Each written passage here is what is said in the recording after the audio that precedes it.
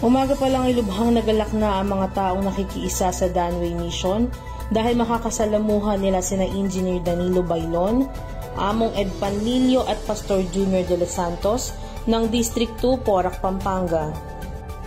Nasa 2,200 ang mapagkakalooban ng Danway Missionaries ng bigas at mga buhay na manok sa Barangay Paralaya at Manuali.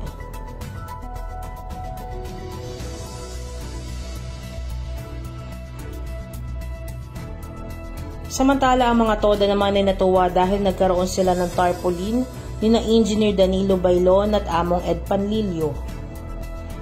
Nagbigay din ng word of wisdom si Apo Aniway Bailon sa lahat ng mga mamamayan nito. Sa Barangay Laog, Mexico, Pampanga naman ay nasa 1,600 na mapagkakalooban ng bigas at manok na handog ng Danway Missionaries.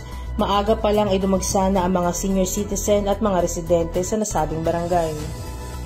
Nakisabay din ng mga mamamayan sa indak ng sayaw ni Engineer Danilo Bailon at nagbigay din ng magandang awitin si Among Ed Panlilio. Ako si Lady Girl Raiko para sa Newsreel TV, your daily dose of reliable news at your fingertips.